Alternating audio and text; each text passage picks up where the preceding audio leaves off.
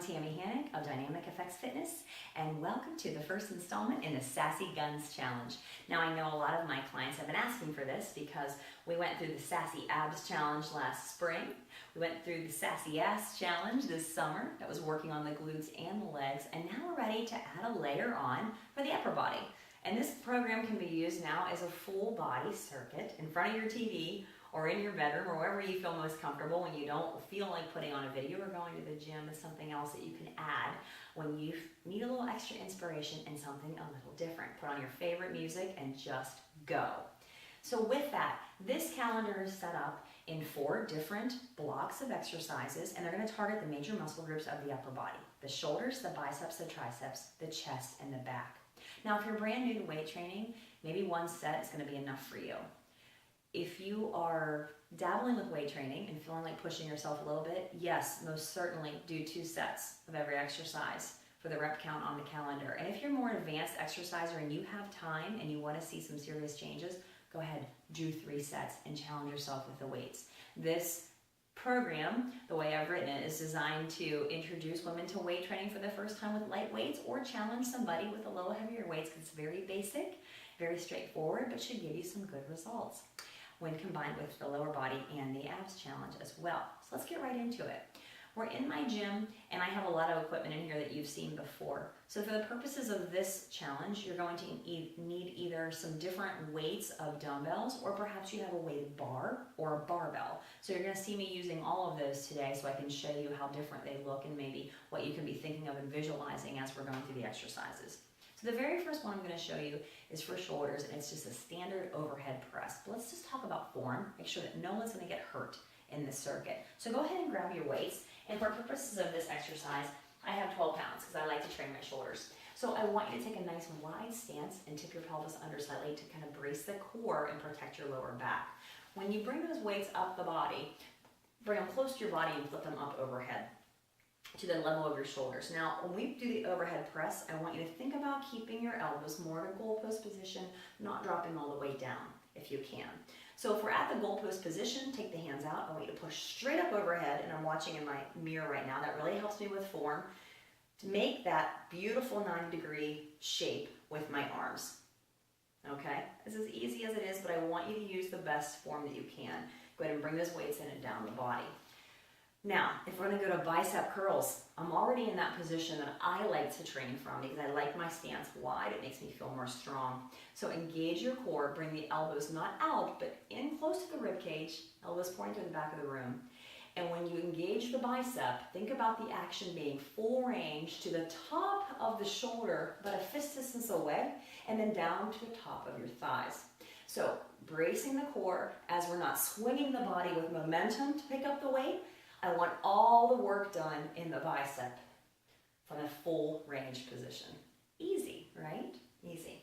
So let's go into triceps now after that set. Triceps are not usually as strong as your bicep muscles, so you might need to lighten your weights, and that's okay. It's very common when I lift weights that I have weights racked all over the floor because I know what weight can challenge me for my different body parts. So I'm going to put these down and pick up my 8-pound dumbbells, and I want to show you the single tricep kickback for this first circuit, so you get the form right. So this is the one I see a lot of girls making a lot of mistakes with. All right, so to get the most out of the exercise, you need to use the best form. So for me, that means stepping back in a nice steady lunge. I'm going to come down and brace my weight with my elbow on my front knee. Now I'm going to let my shoulders go square and let the arm hang right under the shoulder. Now from here, go ahead and squeeze it up, straight up your body. Bring that weight close to your armpit and bring the elbow in. That's one mistake I see girls trying to do, is keeping the elbow out. Bring the elbow in and see if that elbow is in line with your shoulder. From here, push back and bring it back in. But look, my elbow did not drop. My elbow stayed stable and the action pushed out of the forearm and into the hand with a slight squeeze at the top. And the minute I squeeze at the top, my abs start squeezing too. And that keeps me nice and steady in that tricep kickback. Okay, so those are standing exercises: shoulders, bis, and tris. Let's go to the chest press, which for me is going to be laying down today on a weight bench. If you have a step aerobics bench, that makes a great weight training bench. We just got ourselves a weight bench because we got tired of sharing and fighting over the one step that we had. So I'm going to go over to the weight bench. I'm going to show you 2 different ways that you can do your chest press depending if you have dumbbells or a barbell. So if you have the dumbbells, go ahead and take a seat on your weight bench and roll all the way back, bringing the weights with you and close to the body. And then from here, I want you to open the elbows up and bring the weights to the level of the chest. Here's what I want you to think about. I don't want the extension past the bench. That might stretch your chest muscles too much and set you up for an injury. So bring them to the level of the bench. Then I want you to push straight up. And pull down and stop. Brace your core and push straight up. So I want the action all in the chest muscles. And when you're using dumbbells, for me, I get a better squeeze at the top if I bring them close together and I squeeze my inner chest muscles and then release. But that's not going to happen if you're using a weighted bar. So let me show you that. So I'm going to put my weights down and rock myself up to sitting. I'm going to show you using my body pump bar, what that looks like. You're going to want to take a nice wide grip on your bar. Go ahead and roll back. Keep the hands nice and wide on that bar. Brace your core by tipping your pelvis up and pulling in your lower abs nice and strong. When that chest press comes down, it comes right to the mid-chest and then right up over the shoulders. Mid-chest and shoulders. And that's as simple as the overhead chest press would be.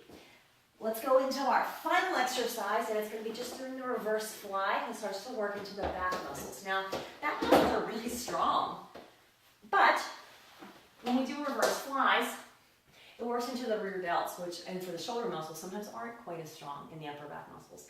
So I lightened the weights a little bit because I want to show you the form. This is one that I personally struggle with, so that's why I want to make sure that I talk to you through it so you know the mistakes that I see and things that I make myself when I do this exercise if my weights are not the correct weight. So from here, from the side, I want you to see me tip forward from my hips and bring my hands right underneath my shoulders. Now in this position, I can roll my shoulder blades up and back in towards the spine and brace my abs really strong. Now from here, I'm going to fly the back of the hands towards the ceiling and then back down. So pull them up and down. So it's a nice smooth movement with the back of my hands going towards the ceiling, and you feel a great squeeze in the upper back. And that is going to make your back look really beautiful and toned. If you're wearing a strapless dress or some type of racerback tank top, those are the muscles that you might see that look really nice and defined, and I love that. So, easy first circuit. Use the weight requirements at the bottom of the calendar to help you. Again, you can challenge yourself with as heavy or as light as you need as long as your form is correct. Because again, good form leads to results and keeps your body very safe and injury-free and lets us work out longer and harder and to get all those amazing results that we're looking for every day.